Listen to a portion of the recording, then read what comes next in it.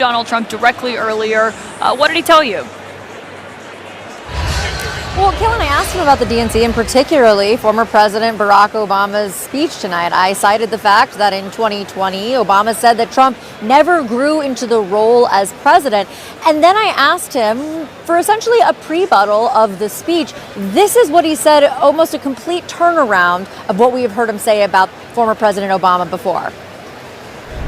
I like him. I think he's a nice gentleman, but he was very, very weak on trade.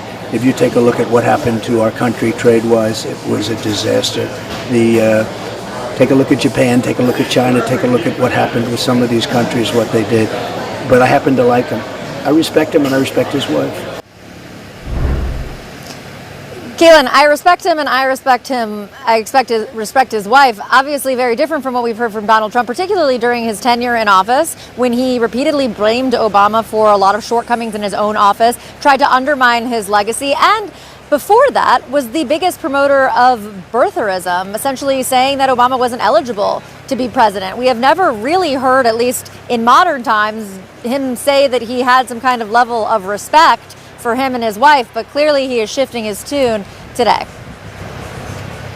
Interesting comments, Kristen Holmes. Thank you for that. We're back here with our political experts at the table. John, I mean, he accused him of directly spying on his campaign, the birtherism. I mean, I respect him, but I respect his wife. By luck of the draw, I interviewed Donald Trump the day Barack Obama finally released his birth certificate.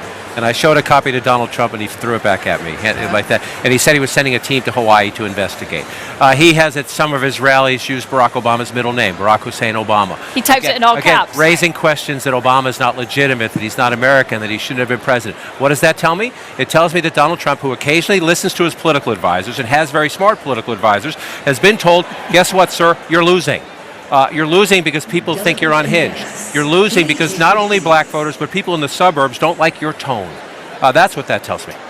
Yeah, I mean, who is that man? I mean, this is, look, to John's point, this is about one thing and one thing only, and that's the campaign and voters, and he is worried about this race.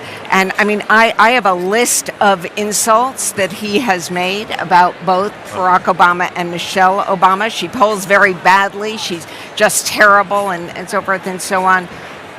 He thought when he was running against Joe Biden that he could get some black votes, that he could get Hispanic votes.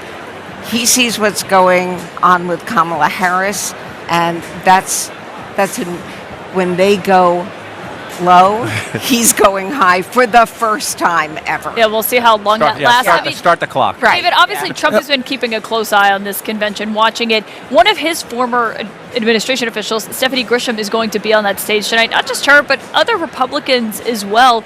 I mean, how is that going to go over? Yeah, look, I don't think that's going to bother him. And if you want me to believe that Kamala Harris is now for fracking, I can believe that Donald Trump now likes Barack Obama. Okay, so it's a new political world today. Okay, look, the people who are coming up. I think I said this. Jeff Duncan in the state of Georgia may have some impact because he's a known entity. I think the rest of the people, nobody really knows who they are. Some Republicans. It's good political theater here tonight. It's nice for them to put them on and say, look how bad Donald Trump is. But to the rest of the world, it's largely irrelevant, other than in Georgia where it may have some impact. Come on, nobody knows. Nobody knows. Ouch. I don't think that's where she's going. Okay. Donald, it's like when they go low. Be nice. No, when they go low, we go high. He sounds high right now. Is actually what it is. Donald Trump. So mean. No.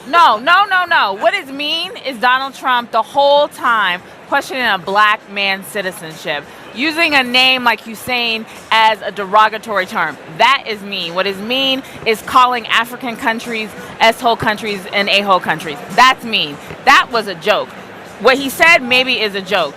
Donald Trump does not respect Barack Obama. He does not respect Michelle Obama. I'm not even sure he knows what respect is. And if he does, I don't want that kind of respect. He just was very kind to them. That was as kind as it gets. No, it wasn't honest, though. How It do you wasn't know it wasn't- honest. How do you know it wasn't honest? Well, if that's what liking somebody means, I don't want that kind of like in my life. That's like how enemies like people. If that was honest, then you're saying he's been dishonest for the last 6 years. Well, listen, The last 10 years. John, Yeah, I think listen, you said it's politics, right? It's It's all po- it's politics, poli- right? that It's is fact. politics, Politics. yes. And people say to him, his advisors, some advisors say, listen, let's stick to the facts. Let's talk about the economy. Let's talk about border. Let's talk inflation. Let's not make it about people, right? So maybe he's listened, just like you said. I'm hopeful because he's leading on right now in that CBS poll. He's leading her on inflation, economy, and the border. Let's keep talking about those issues. That's not going to Maybe, get him black votes. maybe he thought she was talking about someone else. David Urban, everyone else, thank you for that. They just have it out for the police. Nobody knows why. I don't understand why from the common sense. I like to say the Republican Party is now the party of common sense. Conservative, yeah, I guess conservative. It doesn't matter. It's the party of common sense. We want to have borders. We want to have strong police protection. We want a military that can protect us. We want great schools, school choice, ideally. We want to have a good life. We want to be safe. But let's review Kamala's pro-crime, anti-police record. She repeatedly endorsed defunding the police, which I said, and it's at a level that, and it never goes away. You know, when you're a defunder or when you are even a politician, your first thought usually is the thought that you go with. If she ever had a chance, she would do whatever she could to defund the police, because that's where her spirit is, that's where her heart is. And we can't have a president like that. She sponsored a bill to strip police off in terms of crime and all, but it's very dangerous in terms of a possible World War III. We're very close to World War III, and people don't realize it. We're closer than we've ever been, I think, ever since World War II, but this would be the war of wars because of weaponry. This isn't, as I say, two army tanks going back and forth shooting at each other. The level of power, the level of weaponry that there is in the world today is so bad. It's so dangerous. It's so bad. And you need the right person to be president. You know, we had no war when I was president, except that I totally defeated 100% of the ISIS caliphate. Everyone said it would take 5 years. It took me like about 4 weeks.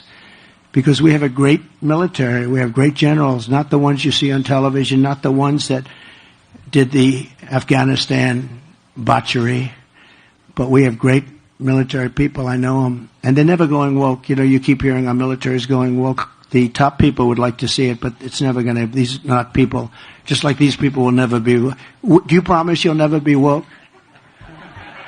I don't see a lot of wokeness. There's not a lot of wokeness. I don't think so.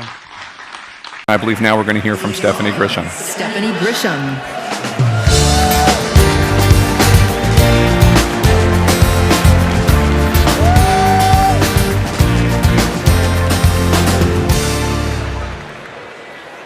I wasn't just a Trump supporter, I was a true believer. I was one of his closest advisors. The Trump family became my family. I spent Easter, Thanksgiving, Christmas, and New Year's all at Mar-a-Lago. I saw him when the cameras were off. Behind closed doors, Trump mocks his supporters. He calls them basement dwellers. On a hospital visit one time when people were dying in the ICU, he... Abby Phillip, it is really remarkable when you think about the fact that not only are former Trump officials endorsing Kamala Harris, but there are so many notable Trump officials who weren't even present at the Republican convention, including his former vice president, who is not voting for Donald Trump. I mean, there's a living former Republican president who probably wouldn't step foot in a Trump-run Republican National Convention, which says an enormous amount about the state of the Republican Party under Trump.